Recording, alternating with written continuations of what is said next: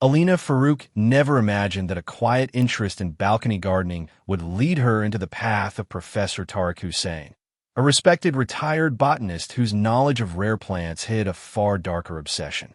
11 hours before her death, Alina typed a desperate question into her phone, unaware that the answer she was searching for would later expose the man who had carefully gained her trust. What looked like a peaceful suburban life was already unraveling, and the truth behind her final Google search would shock even the most experienced investigators. The call to emergency services came just after 9 in the morning, when Alina Farooq's coworker realized she had missed an important online meeting and was not responding to messages. That was unusual. Alina was known for being punctual and dependable. When officers arrived at her small suburban home, everything looked peaceful from the outside. The lawn was trimmed. The windows were closed. Her car was still parked neatly in the driveway. After repeated knocks went unanswered, police entered the house using a spare key provided by a relative. Inside, the air felt still and heavy. Nothing appeared broken or disturbed. The living room was tidy, her shoes aligned near the door, her bag resting on a chair, as if she had planned to use it later that day. They found Alina in her bedroom, lying on the floor beside her bed. A glass of water stood untouched on the nightstand. Her phone was placed carefully next to it, screen dark but fully charged. Across the room, her laptop remained open on a desk, showing a half-finished design project. A cup of tea sat nearby, cold and forgotten. There were no signs of forced entry. No defensive wounds. No overturned furniture. It did not look like a struggle had taken place. Paramedics quickly confirmed she had been dead for several hours. At first, investigators considered natural causes or a possible overdose. But nothing obvious explained her sudden death. Alina had no known medical conditions. There were no pill bottles nearby, no handwritten note, no evidence of self-harm. As officers carefully documented the quiet scene, one detail stood out: her phone's recent activity. Whatever had happened in that room, the answers might be hidden in the final searches she made before everything went dark. Forensic analysts began examining Alina's phone within hours. The device was protected by a simple passcode that her family was able to provide. Once unlocked, investigators carefully reviewed her recent activity, scrolling through messages, emails, and browsing history. At first, everything seemed ordinary. She had checked a few work emails, browsed design inspiration websites, and searched for rental apartments in another city where she hoped to move soon. Her evening appeared calm and routine. Then the timeline shifted to after midnight. At 1:12 a.m., a search entry stood out sharply from the rest. How long does it take for odorless poison to kill? The wording was direct and alarming. Officers stared at the screen in silence. 6 minutes later, another search appeared. Symptoms of slow poisoning. She remained online for several minutes, opening medical articles and reading detailed explanations about nausea, dizziness, and organ failure. At 1:25 a.m., a third search followed. Can someone poison your tea without you knowing? The pattern suggested fear, not planning. She was not researching methods. She was checking symptoms, comparing information, trying to understand something she might have been feeling in her own body. Phone data showed her typing speed slowing slightly during the final minutes of activity. After 1:32 a.m., there was nothing more. No calls placed. No emergency services contacted. No messages sent to friends or family. It appeared she had realized something was terribly wrong, but did not have enough time or strength to act. Investigators felt the case shift in that moment. This was no longer a possible accident. Someone may have poisoned her, and she may have known it before she died. With the possibility of poisoning confirmed by toxicology, detectives began mapping out everyone who had access to Alina's life. They started with the obvious names. Her ex-boyfriend, Samir Qureshi, had separated from her 3 months earlier after a tense breakup. Friends described arguments about money and future plans, but there had been no reports of violence. Phone records showed no recent contact between them. Security footage from his workplace parking lot placed him there during the hours surrounding her death. His alibi held steady under review. Next, investigators examined her professional circle. Alina worked mostly from home but collaborated online with a small group of freelancers.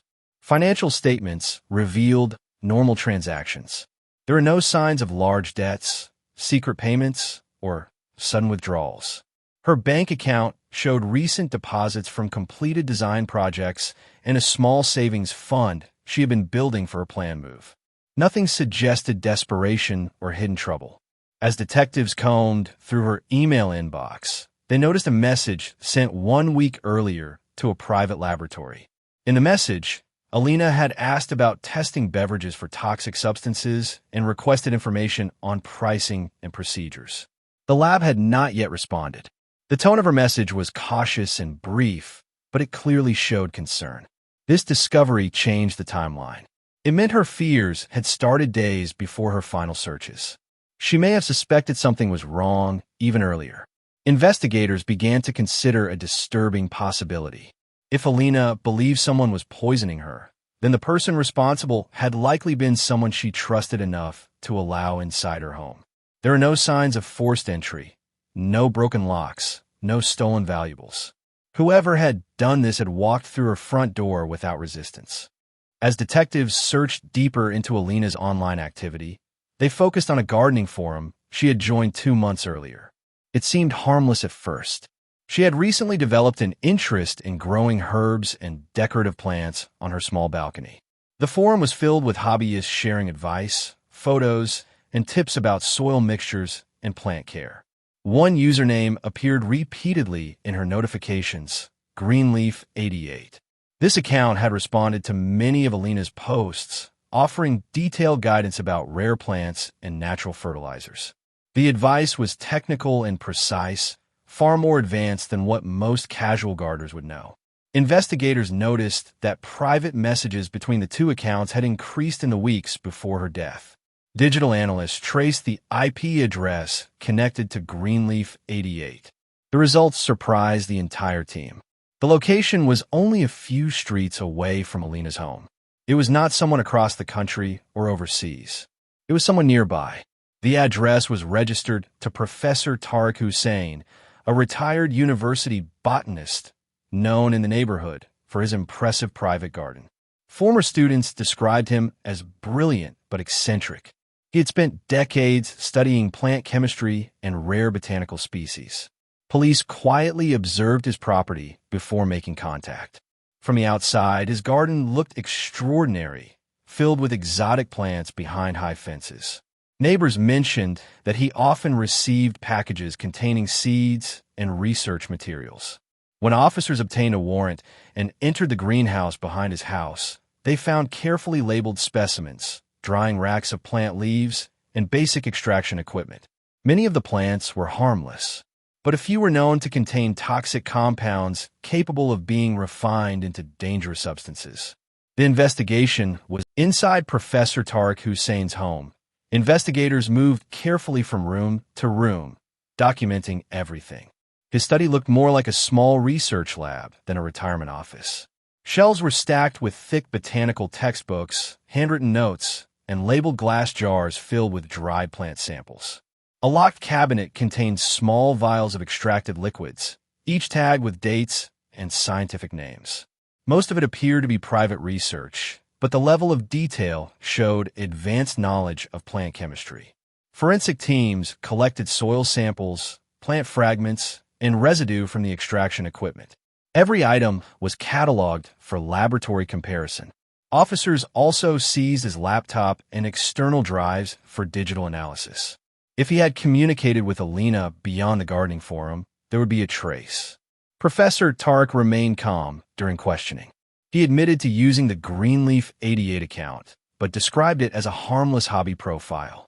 He acknowledged giving advice to many amateur gardeners in the area. According to him, Alina was simply another online participant seeking guidance about balcony plants. He denied ever visiting her home. However, digital evidence told a more complicated story. Private messages showed that he had offered to examine her soil quality in person and help her improve plant growth. Calendar data recovered from Alina's phone showed a brief appointment labeled Garden Help 3 days before her death. The strongest breakthrough came from forensic comparison. Tiny traces of soil collected from Alina's kitchen sink contained a rare mineral composition. Laboratory testing confirmed it matched soil taken from Professor Tariq's greenhouse almost exactly. The possibility of coincidence was shrinking rapidly. Investigators were beginning to see how someone with deep botanical knowledge could create a toxin that left almost no obvious trace, and how digital forensic experts continued examining both devices in detail.